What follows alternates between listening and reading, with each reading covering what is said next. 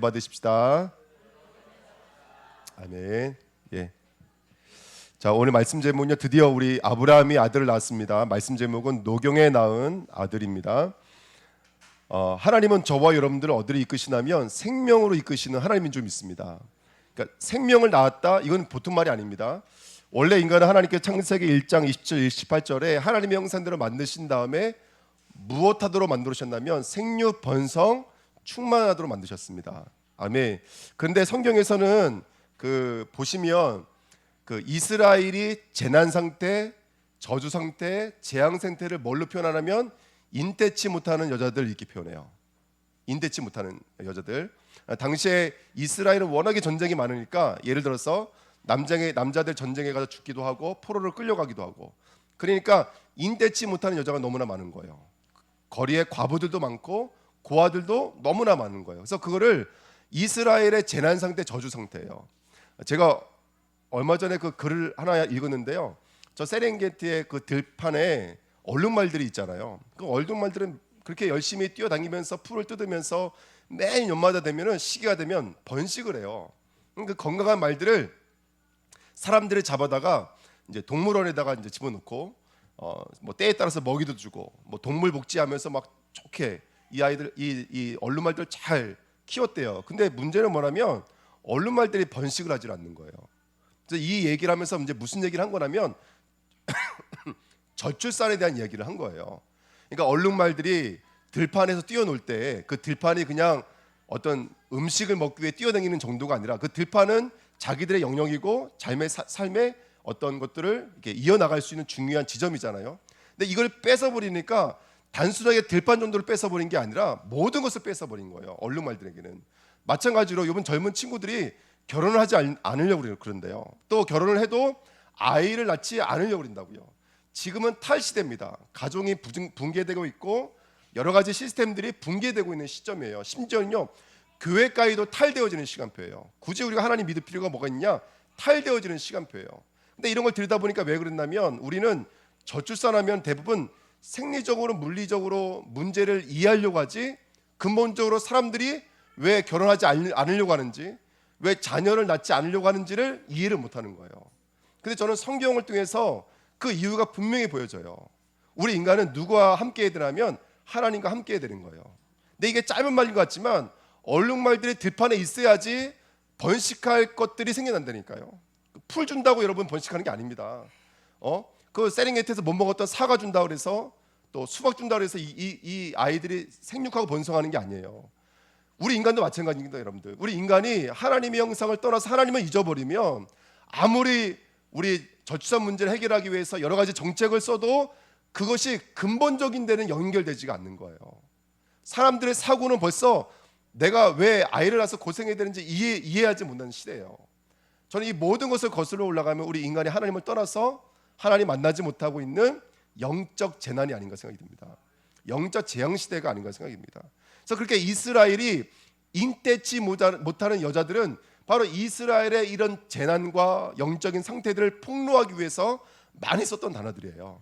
예. 그래서 이번에 1번 보시면 또 여자에게 이르되 내가 내게 무슨 고통을 준다 그랬어요? 임신하는 고통을 준다 그랬어요. 원래는 산통이죠. 원래는 임신할 때 무슨 고통이 있습니까? 근데 임신하지 못한다고요. 이 엄청난 고통을 준다라는 거예요. 우리 마태복음에도 예수님 오셨을 때도 예수님께서 뭐라고 말씀하셨냐면 마지막 때가 되면 가장 저주받은 사람이 누구예요? 가장 저주받은 사람. 마지막 때가 되면 뱃속에 임신하고 있는 사람. 도망갈 수도 없고 뭐 힘이 있어가 뛰어다닐 수도 없고 가장 저주받은 상태. 그러니까 임신, 출산, 육아는 여러분 어떻게 보면은 우리 인간이 돈이 많아서 임신, 육아, 출산하는 게 절대 아닙니다. 내 삶에 여유가 있고 힘이 있어서 임신, 육아, 출산 아닙니다. 더 근본적으로 들어가면 우리가 누군가를 낳았다, 임신했다는 것은 우리 안에 뭔가 움직이고 있다는 얘기라면 생명력이 움직이고 있다는 뜻이거든요. 이건 굉장히 중요한 우리가 깨달아야 될 중요한 영적인 법칙이고 이 영적인 법칙이 우리 성도들 안에서 왕성하게 움직일 때야 비로소 우리 청년들도 결혼하게 되고 할렐루야 아멘. 또 교회 안에 우리나라도 그렇지 않아요? 집안이 아이들 우는 소리가 시끄러우면 그 보고력있지 않습니까? 응? 아이들 소리가 없으면 그게 저주 아니었습니까? 마찬가지로 교회가 생명력이 움직이는 교회가 돼야 돼요. 그래서 다시 한 번 더 우리 자신들을 들여다보면서 정말로 우리 교회는 잉태하는 교회, 출산하는 교회, 양육하는 교회, 재생산하는 교회가 맞는지 나 자신도 돌아다보고 우리 교회도 돌아다보고, 정말 우리 교회는 생명력이 있는 교회인지 우리 후대들도 한번 들여다보는 은혜가 있어야 좀 있습니다. 그래서 우리 맨날 메시지 듣지만 우리 후대들이 공부 열심히 하려고 몸부림 쳐는 절대로 안 돼요, 여러분들. 공부 이전에 먼저 뭐가 회복되어져야 돼요? 이 아이들의 기도가 회복되어져야 돼요. 정말로 하나님 앞에 나올 수 있고 무릎 꿇을 수 있는 아이들이 돼야 돼요. 막 생각 속에 마음 속에 다른 것들이 팽배져 있으면 어떻게 공부할 수 있겠습니까? 오늘 근본을 회복하는 복된 시간 됐으면 좋겠습니다. 사라, 리브가, 라헬, 마노아, 한나, 엘리사벳 시대마다 여자들이 제대로 임신해서 아이를 낳은 적이 없어요. 이스라엘은 이막힘이나 재난 현장이었습니다. 그래서 창세기 3장 16절에 하나님을 떠났던 하와에게 저주했을 때 뭐라고 말했냐면 너는 누구를 원하고? 너는 남편을 원하고. 그러니까 남편을 원하는 삶을 사는 거예요.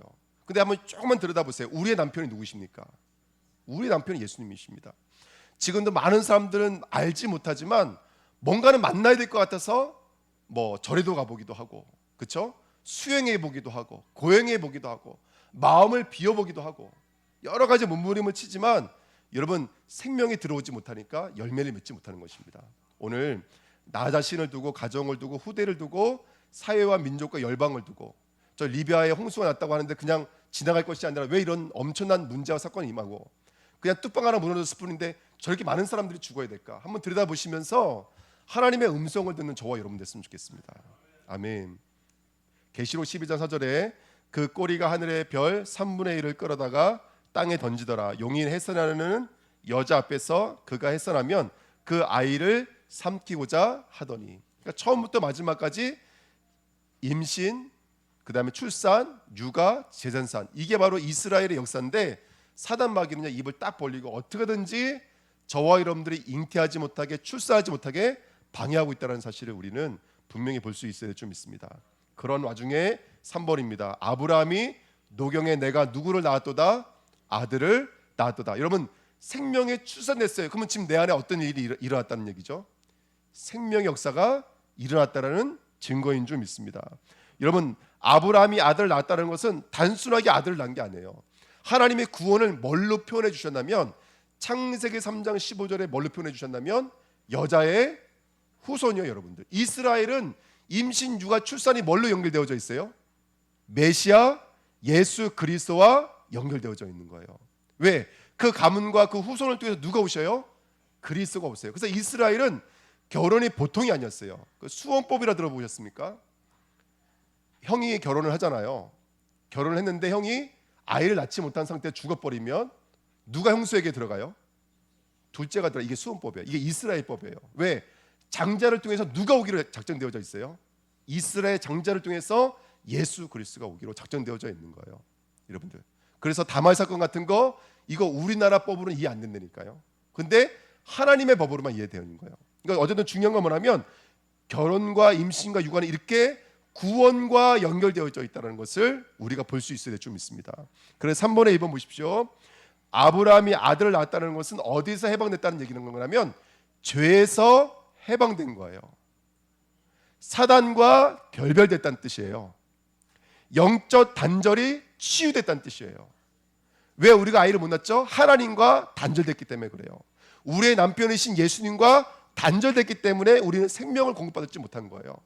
그리고 단절시키도록 누가 방해하고 있어요? 사단 마귀가 방해하고 있었어요. 그래서 영적인 불임의 상태가 된 거예요. 이게 바로 성경에서 말하는 죄예요, 여러분들. 근데 아브라함이 아들을 낳았다는 것은 누굴 만났다는 거냐면 우리의 신랑이신 하나님을 만났다는 거예요. 그리고 사단과 결별됐다는 뜻인 거예요. 그리고 영적인 불임인 죄에서 빠져나왔다는 뜻입니다. 또 반대로 말하면 2번 보십시오. 말씀이 성취되었다는 거예요. 언약이 실현되어진 거예요. 기도가 응답되어진 거예요. 전도가 열매를 맺은 거예요. 이게 바로 잉태, 출산, 육아입니다. 또 바꿔서 말하면 절대 불가능이 절대 가능으로 반전되어진 거예요. nothing이 everything으로, nobody가 everybody로 완전히 전환되어진 거예요. 이게 나았다라는 말 속에 담겨져 있는 영적인 의미입니다. 예, 승일 형제 제가 이번 주에 계속 기도하면서 승일 형제 전화 한번 해야 되는데 전화 한번 해야 되는데 못했거든요. 예, 건강한 모습으로 와 있는데 할렐루야. 예, 저는 나았습니다. 이번 주에 누굴 낳았냐? 승일 형제를 낳았습니다. 예, 기도해서 병이 치유받아서 교회 온 줄 믿습니다. 예, 여러분들은 웃겠지만 저는 나은 줄 믿습니다. 여러분, 우린 낫는 거예요. 지금 우리 후대를 위해서 이번 한 주간 기도하시면서 나으셔야 돼요. 우리 후대들이 믿음으로 돌아올 수 있도록 영적인 잉태와 출산의 축복 누리시기를 축원드립니다. 아멘. 나으셔야 돼요. 우리 산업을 나으셔야 돼요. 우리의 성전은 이번 한 주간에 나으셔야 돼요. 나으려면 죄가 떠나가야 돼요. 사단과 결별하셔야 돼요. 그리고 예수님 만나셔야 돼요. 그래야지 잉태하고 날 수 있는 줄 믿습니다. 아멘.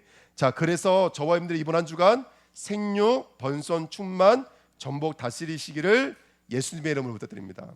그래서 오늘 나았다라는 이 히브리어 얄라들은 단순하게 육신적 출산만을 의미하는 것이 아니라 영적 출산도 의미하는 거예요. 그래서 아까 말씀드렸던 것처럼 선정 어춘 또 저와 여러분들의 출산인 거예요. 아멘. 예. 이제 현수막에다가 다음 주 건축원금 작정의 날입니다 이렇게 쓰는데 제 마음에 하나님 이것이 그냥 뭐라 해야 될까요? 이상하게 들리지 않게 해주세요. 아멘. 여러분, 성전이 세워진다는 것은 아름다고 귀한 일인 줄 저는 확실히 믿습니다. 근데 이거를 계속 사단은 아들로 낳지 못하게 만들고 계속해서 어떻게 할까요? 계속해서 이 안에서 생명으로 연결되지 못하고 이걸 변질시키고 바꾸는 게 사단의 역사입니다. 그래서 이번 한 주간에 성도는 출산하셔야 돼요. 뭘 출산하셔야 되냐면 내 인생이 거듭나져야 돼요. 다시 출산하셔야 돼요. 근데 이거는 예수 그리스도를 만나야지만이 거듭남의 축복이 임하여져요. 죄가 해결받지 않으면 절대로 거듭남의 역사는 없습니다. 특별히 사단이 결박받지 않으면 거듭남의 역사, 회개의 역사, 구원의 역사, 안식의 역사, 영접의 역사, 평안의 역사는 절대로 일어날 수가 없어요. 여러분, 정말로 오늘 예수 그리스도를 만나고 예수 그리스도를 영접하시고 예수 그리스도가 하나가 되어지는 한 주간 되시기를 축원드립니다. 교회도 출산해야 돼요. 교회는 뭘 출산해야 되냐면 진리를 출산해야 돼요. 아멘. 그리스도는 이 복음 외에는 말할 게 없는 거예요. 교회는 진리로 깨끗해져야 돼요. 그래서 진리로 어떻게 해야 되냐면 거룩해져야 돼요. 다른 걸 흉내내는 교회가 아니라 예수 그리스도만 말할 수 있는 거룩한 교회가 되셔야 돼요. 그리고 오직 우리를 구원하시고 우리 인도하신 하나님의 영광과 찬송이 되어지는 교회가 되어야 될 줄 믿습니다. 우리 청년회가 출산했으면 좋겠습니다. 복음 재해석, 복음 재정형했으면 좋겠어요. 내 인생의 과거, 현재, 미래를 두고 우리 청년들이 내가 누구인지를 찾았으면 좋겠어요. 아멘. 그래서 위아래 옆 길이 넓이 높이를 깊이 체험하는 청년이 되시기를 예수님의 이름으로 부탁드립니다. 아멘. 자, 임신, 육아, 출산이 얼마나 중요한 것인지 알고 이게 영적인 의미는 뭔지를 깨달았습니다. 두 번째는 뭐냐면 그런데 그 생명이 어떻게 하면 들어올까요? 어떻게 하면 잉태할 수 있을까요? 오늘 그게 너무나 중요한 얘기예요. 우리 첫 번째 보시면요, 누가복음 1장 35절에 보시면 마리아는 처녀입니다. 그런데 잉태했어요. 어떻게 잉태했냐면 누가복음 1장 35절에 성령이 내게 임하시고 그래요. 여러분, 우리가 잉태할 수 있는 방법은 다른 게 없어요. 성령께서 임하셔야 돼요. 사도행전 1장 8절에 오직 성령이 너에게 뭐 하시면 임하시면 땅 끝까지 출생하게 돼 있어요. 할렐루야. 예루살렘 하나 못 넘던 사람이 예루살렘을 출산할 수 있고 사마리아에도 출생할 수 있고 아멘. 온 유대에 출산할 수 있고 땅 끝까지 이르러 증인될 수 있는 줄 믿습니다. 그 길을 걸어가셔야 돼요. 이사야 32장 15절 마침내 위에서부터 영을 우리에게 부어주시리니 광야가 아름다운 밭이 되며 아름다운 밭을 숲으로 여기게 되리라. 무지했던 곳에 황폐했던 곳에 밭이 되고 숲이 되더라는 거예요. 누가 오시면요? 성령께서 오시며 사도행전 1장 5절에 보니까 성령의 세례, 물 세례를 넘어서 성령으로 세례를 받으면 저와 여러분 아까 말씀드렸던 것처럼 기도가 응답되기 시작합니다. 아멘. 성전이 건축되게 될 줄 믿습니다. 사도행전 2장 4절에 그들이 다 성령의 충만함을 받고 성령의 말하게 하심을 따라 이렇게 성경이 말하고 있어요. 성령이 오시면 성령이 듣게 하시고 말하게 하시는 잉태자가 될 줄 믿습니다. 그리고 두 번째 누가복음 일단 15장 그 뒤에 써 있습니다. 성령이 내게 임하시고 지극히 높으신 이의 능력이 너를 덮으시고 이렇게 써 있어요. 자, 여러분 이 덮다라는 말이 많이 나와요. 창세기 1장 2절에도 하나님의 영은 수면 위에 운행하시니라, 이 말이 원래는 덮다라는 말이에요. 하나님의 신이 우리를 덮어요. 이때부터가 창조 역사가 일어나기 시작하는 거예요. 그 다음에 출애굽기 40장 34절에도 구름이 해망문에 덮이고, 이 구름은 하나님의 영광을 상징하는데 그 하나님의 영광이 회막을 덮을 때 하나님의 임재를 경험하기 시작하시는 거예요. 시편 91절에도 그가 너를 그의 깃으로 덮으시리니, 독수리 날개의 깃털로 우리를 덮으셔서 우리를 이끌어내신다고요. 애굽에서. 룻기 3장 9절에도 여러분 아시죠? 롯이 누구에게 들어가는 거예요? 보아스 겉옷으로 덮을 때 누구의 기업을 잇는 거예요? 바로 보아스에게 주시는 그 그리스도 메시아의 장자권이 임하여 지시는 거예요. 자, 그러면 우리가 덮을 것이 뭐냐면 바로 3번입니다. 뭘로 이번 한 주간 덮으시면 잉태할 수 있게 되냐면 말씀으로 날 덮으시면 되는 거예요. 이게 핵심이에요. 네, 말씀으로 날 덮으실 때 그때 저와 여러분들이 잉태하는 줄 믿습니다. 여러분, 성령이 오셨다는 것은 이상한 어떤 파워가 온 게 아니에요. 이상한 힘이 온 게 아니에요. 성령은 그리스도입니다, 여러분들. 그리스도가 영으로 오신 거예요. 바꿔서 말하면 그리스도가 말씀으로 오신 거예요. 그게 성령이 임하시고 능력으로 덮으신다는 말이에요. 성령이 오셨다는 말을 또 다른 말을 말하면 내게 씨앗이 온 거예요. 무엇으로요? 말씀의 씨앗으로 내게 온 거예요. 그래서 성령의 주시는 말씀의 씨앗을 누리시기를 부탁드립니다. 오늘 창세기 21장 1절 우리 한번 같이 읽으실까요? 창세기 21장 1절 같이 읽겠습니다. 여호와께서 말씀하신 대로 사라를 돌보셨고 여호와께서 말씀하신 대로 사라에게 행하셨으므로. 아멘. 여기 똑같은 단어가 두 번 반복되죠. 뭐가 반복되죠? 말씀하신 대로. 우리 성경에서는 말씀하신 대로 이게 두 번 써 있어요. 근데 원어에는요 그렇게 안 써 있어요. 첫 번째는 아마르 이렇게 써 있고요. 두 번째는 다바르 이렇게 써 있어요. 단어가 달라요. 말씀이라는 단어의 뜻은 똑같은데 앞에는 아마르고 뒤에는 다마르예요. 근데 아마르는 어떤 말씀이냐면 소리로서의 말씀이에요. 이거예요. 빛이 있으라 하시니, 이게 바로 아마르예요. 빛이 있으라 하시니, 묻을 내라 하시니, 예? 궁창을 중심으로 해서 위 하늘과 아래 하늘로 나뉘라 하시니, 씨 맺는 채소와 씨 맺는 나무를 내라 하시니, 이게 아마르예요. 아마르.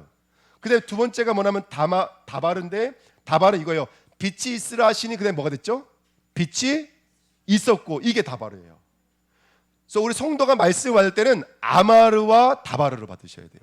그러면 우리 입장에서 아마르 말씀이 다르고 다마르가 말씀이 다른 그 핵심은 뭘까요? 이거예요. 아마르는 이런 뜻이에요. 아마르는 하나님이 뭔가 성취될 수밖에 없는 뭘 주시는 거죠?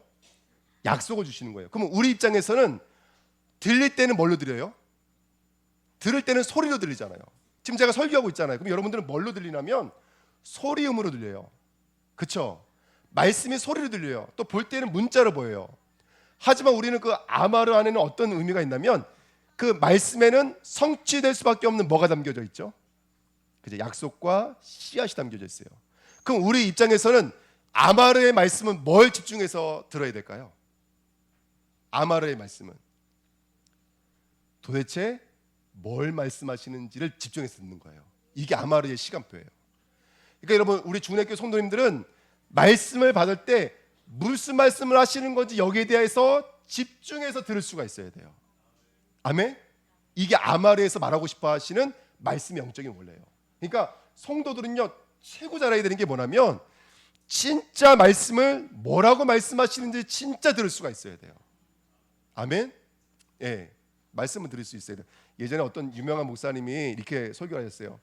11조의 의미도 모르고 11조 들으신 분이 있다면 오늘 나갈 때 재정부에다가 말씀하셔서 지금까지 낸 그 11조 다 가져가세요. 이렇게 설교를 하신 거예요. 목사님이 11조의 의미도 모르고 11조 하신 분들은 그건 헌금이 아니니까 그렇게 말씀하셨어요.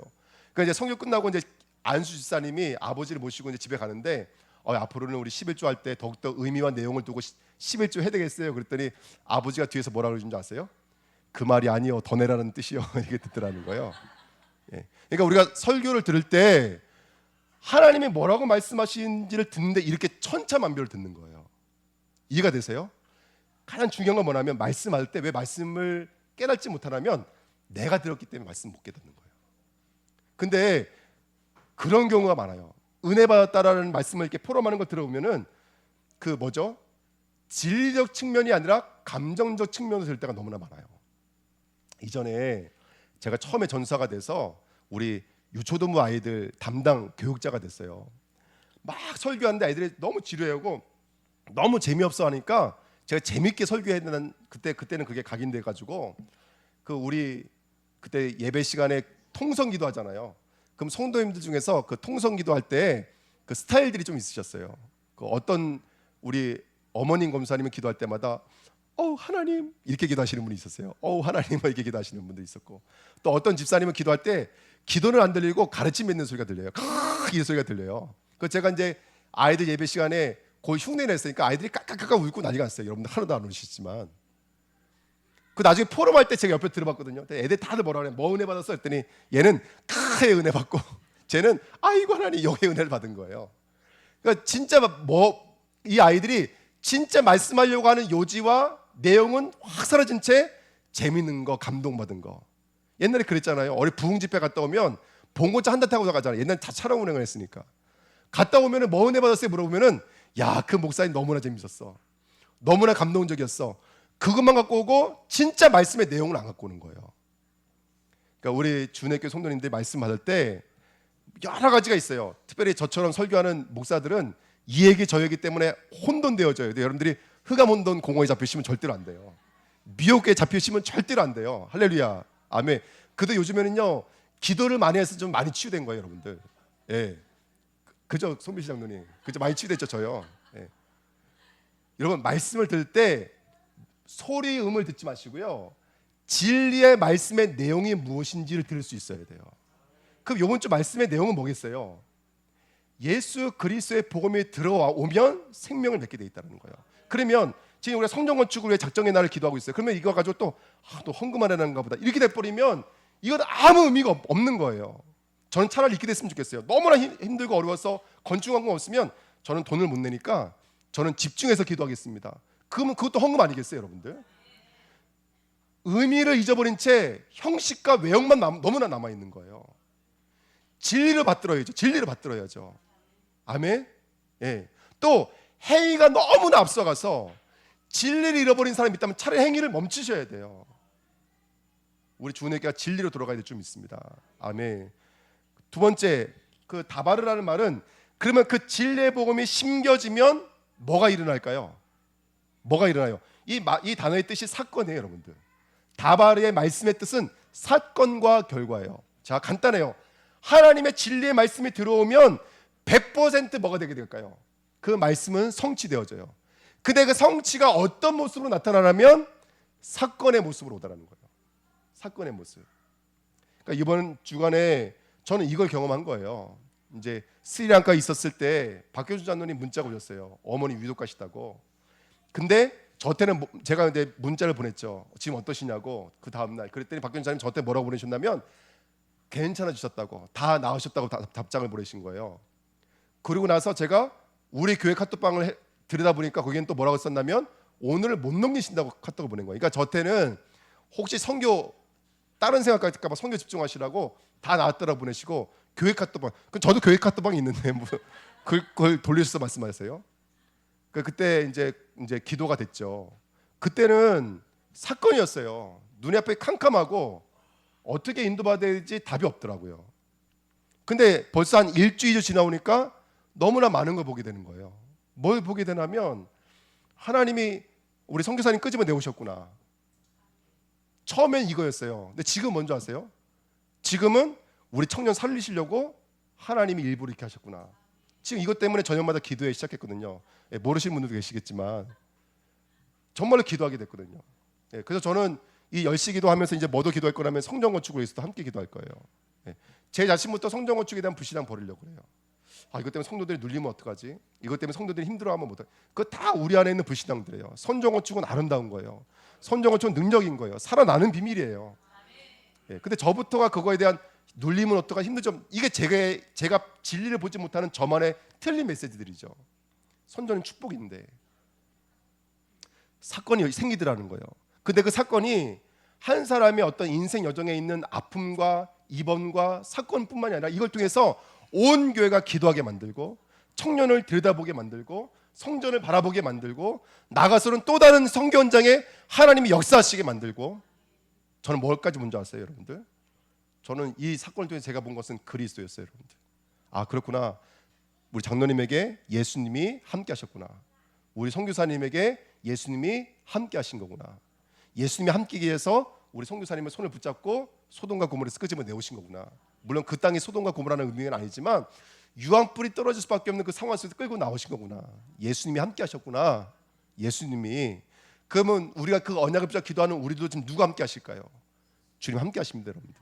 주님 함께 하세요. 제가 이게 주님 함께 한다는 걸 뭘 통해서 알았다면 평상시에 기도에 안 할 때는요 10시 돼도 끄떡 없어요. 그런데 기도한다니까 10시만 되면 막 졸려워요. 그걸 통해서 깨달았어요. 예수님 나와 함께 하시는구나. 이거 영적인 사건이구나. 사단이 방해하는 거구나. 그러면 내가 어떻게 나가야 되겠구나. 너무나 명확해지더라고요. 여러분 진리의 말씀이 들리십니까? 그러면 그 진리의 말씀은 여러분 삶 속에 사건으로 나타나기 시작합니다. 그 사건을 잘 맞이하셔서 그것이 우리 청년들을 살리는 역사로 일어났으면 좋겠습니다. 그것이 성전이 건축되어진 역사로 일어났으면 좋겠습니다. 지금 성도들마다 이렇게 문제가 바깥으로 나타나서 우리가 같이 기도할 수 있으면 너무 좋은데 또 몰라서 기도 못 해드리는 혼자만 끙끙 앓고 있는 그런 분도 계실 수 있어요. 여러분들 중보를 요청하십시오. 같이 기도해달라고 중보를 요청하셔야 됩니다. 할렐루야. 믿는 자의 간구는 역사하는 힘이 뭐라고 그랬어요? 큽니다. 병든 자가 있느냐? 그는 교회의 의사들을 초청할 것이 이렇게 안 써 있어요.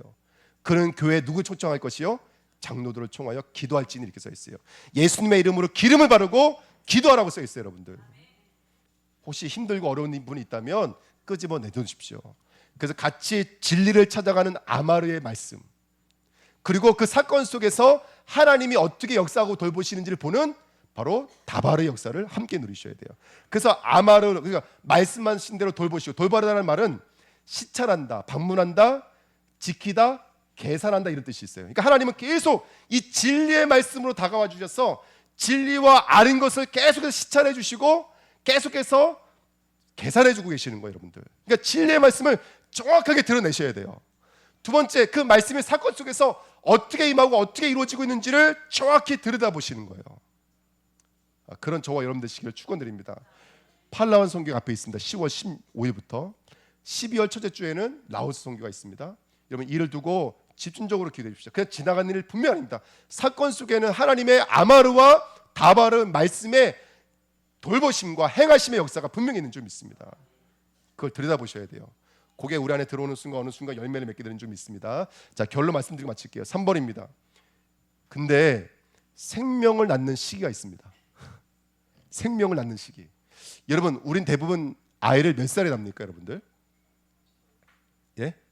저희는 48세 낳았습니다. 예. 원래 아이는 언제 낳냐면 젊어서 낳죠, 그렇죠? 예. 형원이 빨리 결혼해야 됩니다. 네, 늦게 결혼하면 후회합니다, 나중에. 원래는 아이는 물리적 우리 자녀들은 일찍 낳아요. 근데 믿음의 출산은 어떻게 해야 될까요, 여러분들? 예. 오늘 그 말씀 들려드린 거예요. 젊었을 때는 일본에 보시면 요한복음 21장 18절에 네가 젊었으면 스스로 띠뛰고 스스로 원하는 곳으로 다녔거니와.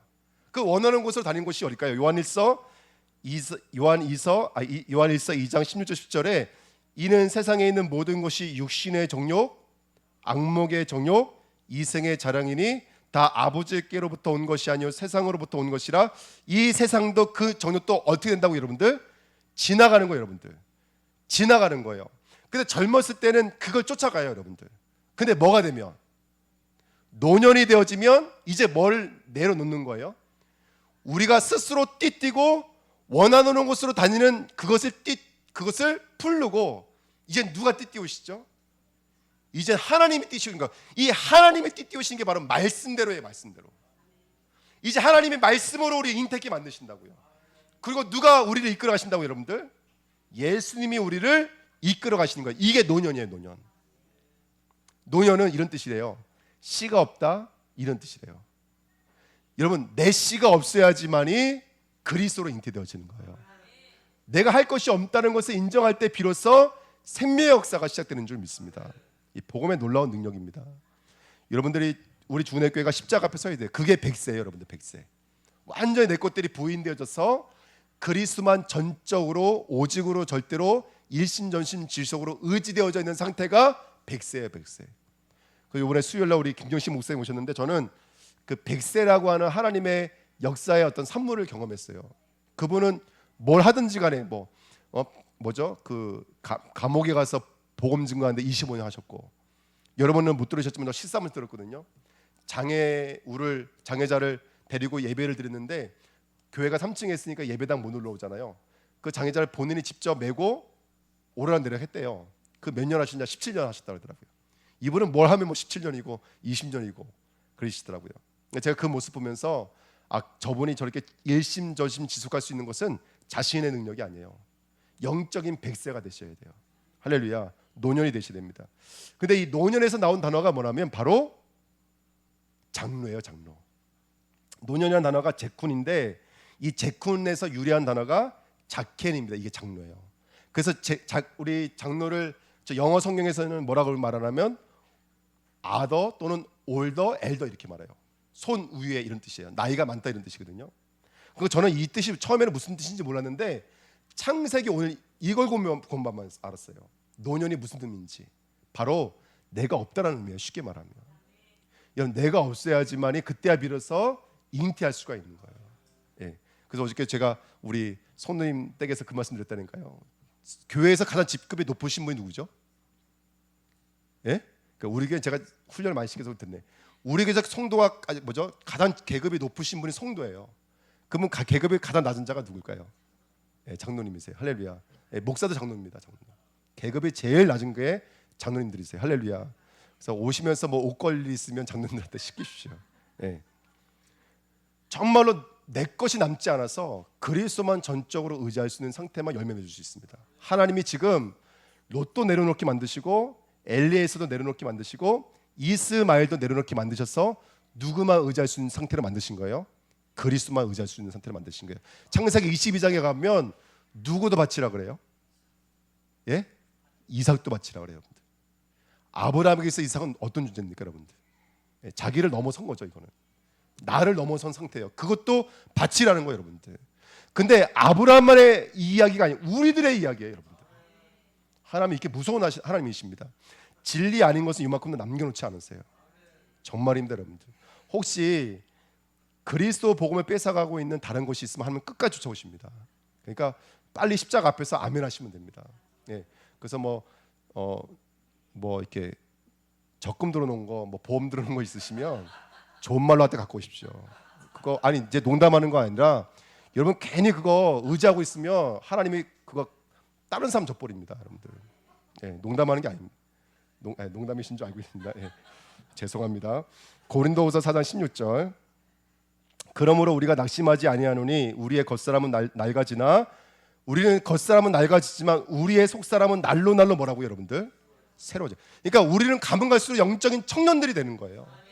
막 생명을 잉태할 수밖에 없는 청년들로 젊어지시는 거예요, 여러분들. 늙어서는 내 팔을 벌리니 남이 내게 띠띠우고 원하지 아니하는 곳으로 데려가리라. 베드로가 이제는 누가 띠띠운다고요? 예수님이 띠띠우고 예수님이 원하시는 대로 이끌림받는 좀 있습니다. 디모데전서 4장 12절 16절에 여기 이렇게 써 있어요. 야 디모데야, 내 아들 디모데야, 혹시라도 네가 연소함으로 말미암아 사람들이 너를 업신여기지 말도록 말에서나 행실에서나 모든 정절에서나 네가 본이 돼야 된다. 근데 네가 이런 말에서 열매를 맺으려면, 행실에서 열매를 맺으려면 여기 써 있어요. 장로회에서 너에게 안수하신 것을, 그 예언의 말씀, 건네받은 예언의 말씀을 아주 소중하게 여기라는 거예요. 장로를 통해서 건네받은 거. 그러면 여러분들 보십시오. 이거 바꿔서 말하면 장로들은 뭐 하는 사람들이에요, 여러분들? 네? 내게 임했던 그 영적인 생명력을 누군가에게 전달해 주는 게 장로가 해야 될 역할인 거예요. 우리가 맨날 장로 그러면 한 사람의 아내요, 남편이요, 술 마시지 말아야 되고 이런 식으로만 장로를 접하는데 그게 아니라 장로는 그리스도만 남아있는 사람이 장로예요. 아멘.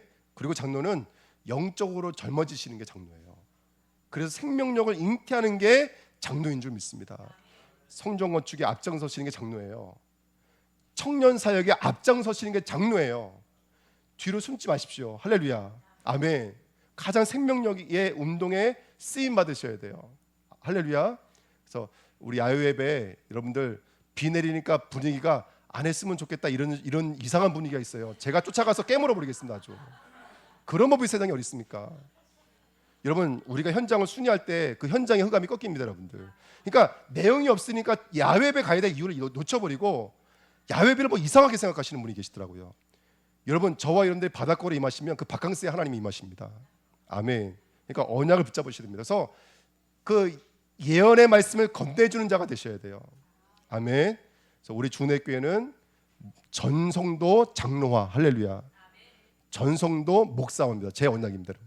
그래서 좋은 말로 할 때 장로가 되시기를 예수님의 이름으로 부탁드립니다. 예, 기도하겠습니다. 하나님 노경의 아들을 낳았습니다. 우리가 그리스도로 충만하도록 말씀으로 사역해 주시니 진심으로 감사드립니다. 이번 한 주간도 소리로 들리는 말씀이 아니라 그 속에 담겨져 있는 진리의 복음을 찾아 모든 사건과 일들 속에 성취되어져 있는 하나님의 약속을 들여다볼 수 있는 노년의 장로, 정말로 언약의 사람, 하나님 붙잡고 인도하시는 언약의 사람으로 쓰임받도록 축복하여 주옵소서. 감사드리며 예수 그리스도의 이름으로 기도하옵나이다. 아멘.